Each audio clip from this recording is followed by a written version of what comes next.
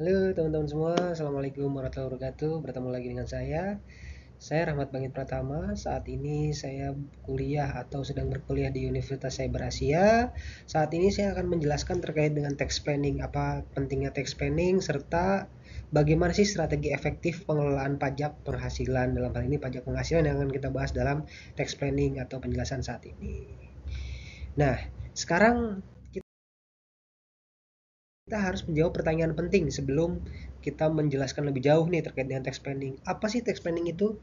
Nah, tax planning adalah proses merencanakan kewajiban perpajakan dengan cara yang sah, efisien, dan tujuannya untuk meminimalkan jumlah pajak yang harus dibayar.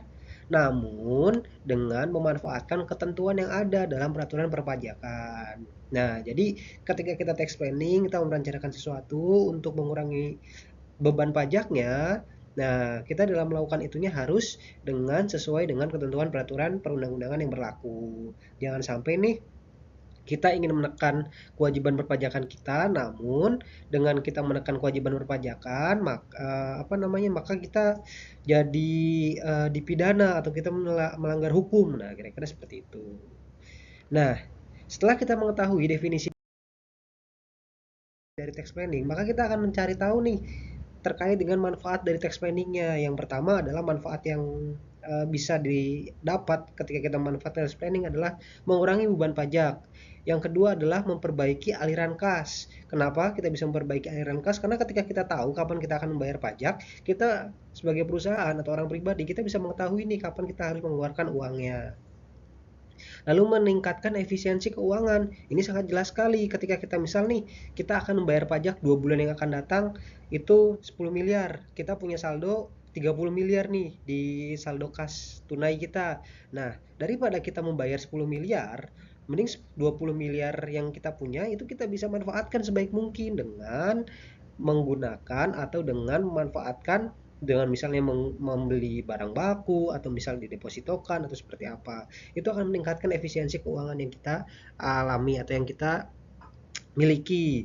Lalu manfaat selanjutnya dari tax planning adalah kita memanfaatkan insentif pajak yang ada. Seperti kita ketahui di Indonesia ini ada berbagai macam insentif yang ada.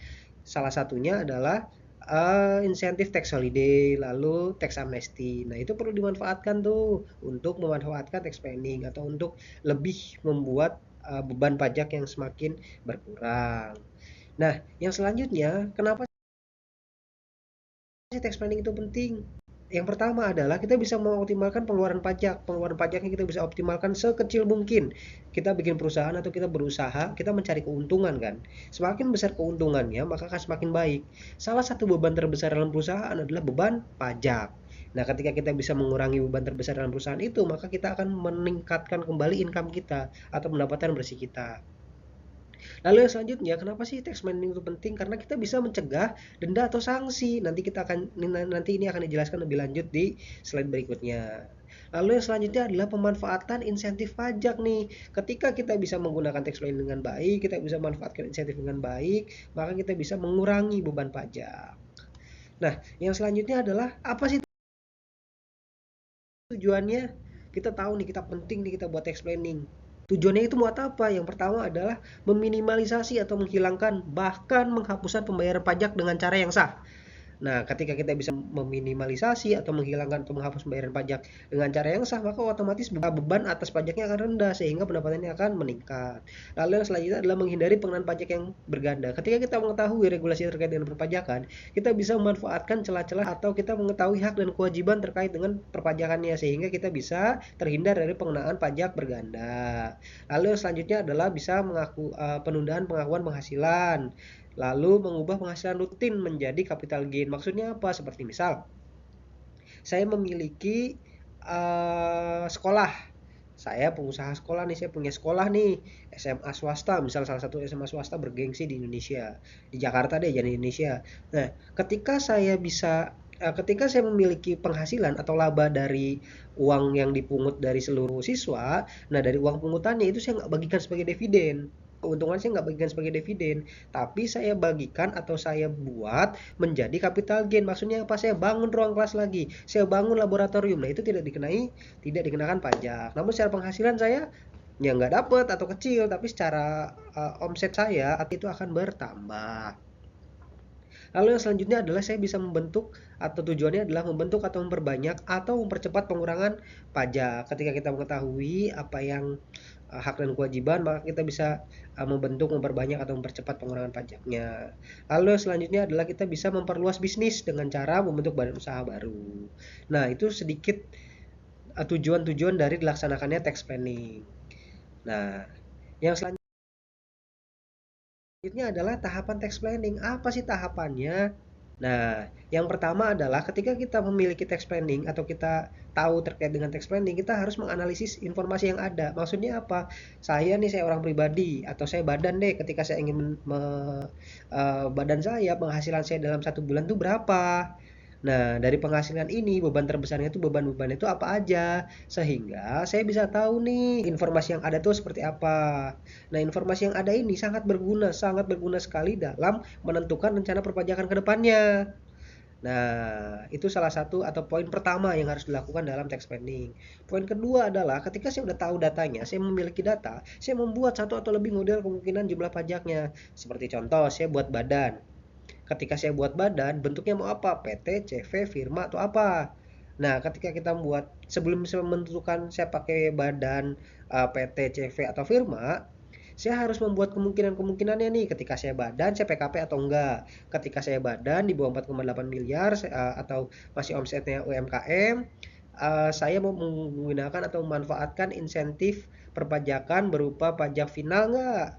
Yang 0,5% atau saya mau pakai tarif normal, mana yang lebih untung nih dari dua skema ini. Nah, dari model-model yang telah dibuat nanti ditentukan, setelah ditentukan kita evaluasi, ya kan? Ketika kita sudah menentukan nih, oke, saya mau pakai PT, saya PKP tapi saya pakai yang PPh final. Nah, yang pakai PPh final yang 1,5% dari bruto. Nah, terus dievaluasi dalam pelaksanaannya. Ketika pelaksanaannya apakah benar nih lebih baik ketika saya pakai ini daripada saya pakai yang itu, misal. Ketika benar, langsung kita mencari nih kelemahannya. Tetap kita cari kelemahannya dari apa yang telah kita ambil atau apa yang telah kita pilih, kita cari lagi nih kelemahan dari itu tuh apa gitu. Dari rencana yang telah kita buat tuh apa. Ketika ada kelemahannya, kita mutakhirkan rencana pajaknya, di-upgrade lagi caranya apanya sehingga kita bisa lebih menekan lagi beban pajaknya. Nah, itu tahapan dari tax planning. Nah, sekarang aspek-aspek perpajakan di Indonesia apa aja sih aspek-aspek perencanaannya? Yang pertama adalah aspek formal atau aspek administrasi. Ini mengacu pada pelaksanaan ketentuan umum dan tata cara perpajakan. Aspek formal itu apa sih? Nah, aspek formal adalah ketika saya ingin menjadi wajib pajak. Ketika saya ingin menjadi wajib pajak itu apa yang harus saya lakukan? Berarti kan saya harus mendaftarkan, menghitung, memperhitungkan, membayar, dan melaporkan atas pajak terutang yang saya miliki. Nah, itu aspek formal atau aspek administrasi. Nah, kalau aspek materialnya terkait dengan pelaksanaan perhitungan pajak penghasilannya, apa sih objek pajaknya, apa sih lebih ke objek pajaknya, berapa sih tarifnya. Nah, itu lebih ke aspek material. Sementara aspek formal lebih ke terkait dengan self assessment atau terkait dengan ketentuan-ketentuan perpajakan secara umum atau secara formatif. Lalu yang selanjutnya adalah terkait dengan strategi. Nah, di dewasa ini ada lima strategi terkait dengan pengurangan pajak atau strategi penghindaran pajak. Yang pertama adalah tax saving, yang kedua adalah tax avoidance, yang ketiga adalah menghindari pelanggaran atas peraturan perpajakan, yang keempat adalah menunda pembayaran kewajiban pajak, yang kelima adalah mengoptimalkan kredit pajak yang diperkenankan. Nah, nanti kita akan bahas satu persatu nih dari 5 aspek atau 5 strategi dalam penghindaran pajak. Nah, yang pertama adalah tax saving. Tax saving apa sih tax saving? Tax saving merupakan upaya efisiensi atau upaya mengefisiensikan beban pajak melalui pemilihan alternatif pengenaan pajak dengan tarif yang terpaling rendah atau tarif yang lebih rendah. Nah, misalnya perusahaan memiliki penghasilan kena pajak lebih dari 100 juta, dapat melakukan perubahan pemberian aturannya. kepada karyawan menjadi tunjangan dalam bentuk uang. Kenapa ini bisa disebut dengan tax saving? Nah, dari contoh ini kita bisa tahu nih, ketika kita membayarkan gaji atau tunjangan kepada karyawan dalam bentuk uang, maka itu sebagai objek pajak. Namun ketika dia natura, kita berikan dia sebagai natura, maka itu bukan sebagai objek pajak. Sehingga kita bisa menghemat 5-35%. Apa sih 5-35% tuh? 5-35% adalah tarif pajak PPh orang pribadi. Nah, ketika kita sepakat nih tunjangannya diganti dalam bentuk natura, maka kita bisa menghemat pajak yang ditanggung perusahaannya lebih rendah. Nah, yang selanjutnya adalah tax avoidance. Tax avoidance itu apa sih? Nah, tax avoidance adalah upaya efisiensi beban pajak dengan menghindari pengenaan pajak melalui transaksi yang bukan merupakan objek pajak. Seperti tadi, sama seperti si contoh sebelumnya, yaitu si natura. Kalau kita tarik lagi.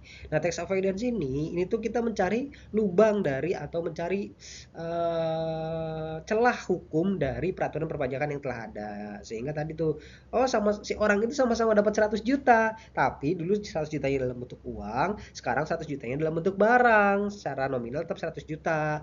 Nah, itu bisa sebagai salah satu cara atau strategi dalam mengurangi atau merencanakan perpajakannya sehingga bisa menekan beban perpajakan. Nah, yang selanjutnya nih terkait dengan penghindaran pelanggaran atas peraturan perundang-undangan. Nah, ini tuh maksudnya apa? Nah, ini maksudnya adalah ketika kita bisa merencanakan dengan baik, kita tahu timeline-nya, kita tahu aturannya, kita tahu regulasinya, maka biaya administrasi dan kepatuhan itu kita bisa menghindari atau bisa menghilangkan. Bentuknya apa sih biaya administrasi dan kepatuhan? Itu adalah sanksi perpajakan. Di Indonesia dikenal dengan dua sanksi. Yang pertama adalah sanksi administrasi, yang kedua adalah sanksi pidana. Apa sih sanksi administrasi? Berupa apa aja sih sanksi administrasi?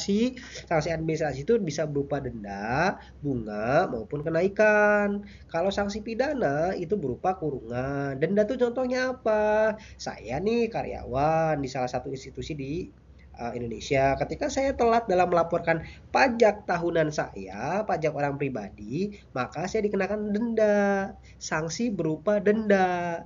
Denda karena telat melaporkan pajak sebesar 100.000. Nah, kalau bunga tuh maksudnya apa? Bunga tuh maksudnya misal saya sebagai selain sebagai karyawan, saya juga memiliki usaha kos-kosan. Nah, ketika saya telat dalam menyetorkan pajak atas PPh atas kos-kosannya, nah telatnya tuh nanti saya dikenakan bunga. Bunganya berapa? Bunganya tergantung BI rate yang ada atau yang berlaku. Nah, kalau kenaikan tuh apa? Kenaikan erat kaitannya ketika kita sudah diperiksa, dalam pemeriksaan kita memberikan bukti baru. Nah, itu kita tindakan kenaikan. Nah, kalau misalnya nih udah lebih parah dari itu, kita bisa tindakan sanksi pidana ketika kita fraud. Fraud itu maksudnya apa? Dalam bentuk apa? Misal, saya nggak ngaku nih saya transfer pricing, saya punya perusahaan dua. Satu yang saya pakai, satu lagi rekanan saya atau hubungan istimewa lah. Nah, beban-beban yang biasanya ada di saya dipindahin ke mereka atau harga jual dari saya ke dia itu udah jauh di atas normal. Itu udah termasuk sanksi pidana. Nah, itu nggak boleh ya, Bapak Ibu, teman-teman semua mau pakai apa namanya dengan tax planning itu nggak boleh seperti itu. Nah, tadi kita setelah ketahui nih 4 dari 5 strategi. Yang pertama adalah tax saving, yang kedua tax avoidance, yang ketiga adalah penghindaran atas ketentuan peraturan perpajakan. Nah, yang keempat adalah menunda pembayaran. Menunda pembayaran itu apa? Kita menunda kewajiban pajak tanpa melanggar peraturan yang berlaku. Nah, penundaannya itu dalam bentuk misal faktur keluaran. Kan faktur keluaran tuh bisa diperbolehkan tuh maksudnya apa? Kan yang apa namanya jatuh tempo penerbitan faktur ada 3. Yang pertama adalah saat penyerahan, yang kedua saat pembayaran atau dalam bentuk lain. Nah, ini bisa kita manfaatkan nih di sini. Lalu yang selanjutnya adalah ketika saya memiliki pajak masukan yang besar, namun pajak masukannya pajak keluarannya tidak sebesar pajak masukan, nah saya bisa memanfaatkan pajak masukan yang kemarin dalam 3 bulan ke depan untuk mengkreditkan pajaknya. Lalu yang selanjutnya adalah angsuran. Maksudnya itu apa? Ketika perusahaan atau orang pribadi yang memiliki pajak terutang tahunan yang cukup besar, nah mereka biar nggak diamprokin atau nggak dikasih di belakang gede, nah mereka masih bisa nih mengangsurnya dengan PPh pasal 29, 25. Misal, di tahun 2023 saya memiliki utang pajak 12 miliar.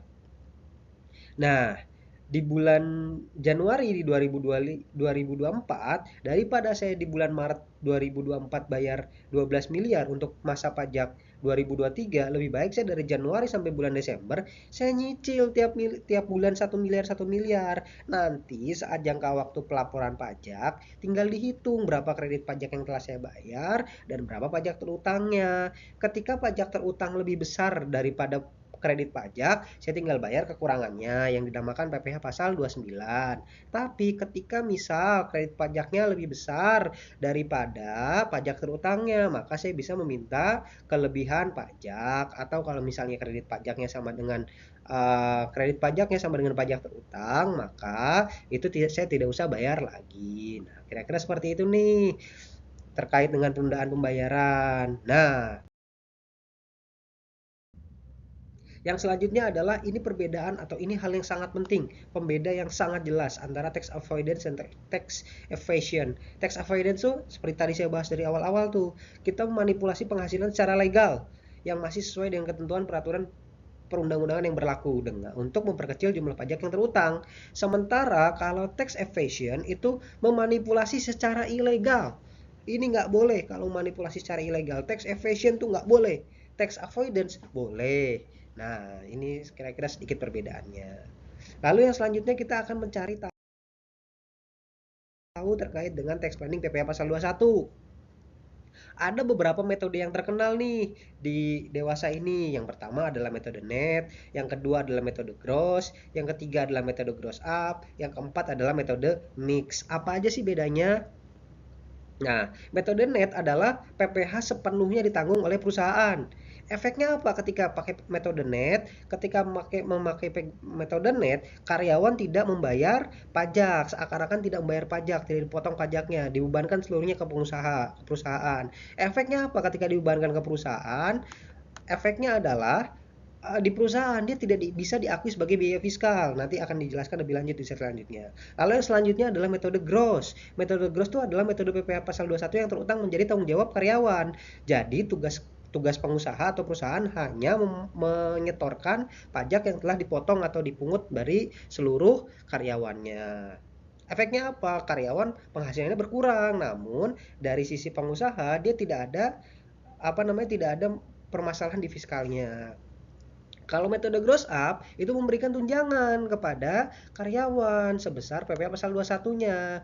Efeknya apa ketika diberikan tunjangan? Ketika diberi tunjangan, maka kewajiban perpajakannya ditanggung oleh perusahaan, dan dalam bentuk tunjangan, maka dalam fiskal itu bisa atau bisa mengurangi uh, penghasilan kena pajak atau PKP dari si perusahaannya. Lalu yang selanjutnya adalah metode mix. Metode mix ini adalah menggabungkan antara karyawan dan perusahaan, gantung proporsi pembagiannya. Nah, ini bisa dianggap bisa menjadi lebih ringan bagi perusahaan, tapi perlu dihitung lagi berapa sih persentasinya. Nah, lebih jelas dilihat di slide selanjutnya. Nah, metode net itu pengaruh ke biaya perusahaannya tinggi, kalau gross rendah, karena kan yang bayar tinggi, maksudnya adalah dia yang bayar perusahaan. Rendah, si gross rendah, kenapa? Karena yang bayar karyawan. Gross up moderat, kenapa? Itu perlu dihitung lagi nih, yang paling imbang lah antara dari si perusahaan dan si karyawan. Kalau metode mix variatif, kenapa? Tergantung proporsi berapa yang dibayarkan perusahaan, berapa yang dibayar oleh karyawan. Itu makanya disebutnya sebagai mix. Lalu yang selanjutnya adalah dapat dikurangi sebagai biaya fiskal enggak? Kalau net enggak. Kenapa? Karena pajaknya ngambil dari bawah atau tunjangannya di bawah. Simpelnya gitulah. Yang kedua adalah gross. Kalau gross tuh nggak ada. nggak dikurangi sebagai biaya fiskal kan nggak ada biaya yang keluar sama sekali. Yang selanjutnya kalau gross up, ya karena dia tunjangan pajak yang bisa mengurangi PPh pasal mengurangi PKP dari perusahaan. Mix bagian kenapa? Karena kan yang bayar karyawan dan perusahaan, tergantung berapa proporsi yang paling besarnya. Tergantung berapa proporsi dari masing-masing. Nah, efeknya apa? Efek yang pertama adalah kalau net beban fiskalnya akan lebih besar. Kenapa? Karena ya udah kita bayarin dan kita nggak bisa mengurangi sebagai penghasilan kena pajak bagi perusahaan. Kalau gross nggak berpengaruh. Kenapa? Karena yang bayar karyawan sekali lagi. Kalau mengurangi pajak penghasilan, kalau gross up itu mengurangi penghasilan kena pajak, mengurangi PKP dari perusahaan. Kalau mix itu tergantung kebijakan, berapa persennya. Efeknya tergantung dari kebijakan yang diambil oleh perusahaan. Nah, Bapak Ibu dan teman-teman semua, itu sedikit terkait dengan perencanaan perpajakan. Ketika kita tahu berapa pajaknya, berapa yang terutang, apa hak kita, apa kewajiban kita, maka kita akan lebih mudah dalam mengatur keuangannya atau mengatur perpajakan yang akan kita kelola. Mungkin sekian video yang bisa saya sampaikan, kurang lebihnya mohon maaf. Wabillahi taufiq wal hidayah. Wassalamualaikum warahmatullahi wabarakatuh. Sampai jumpa di video-video berikutnya.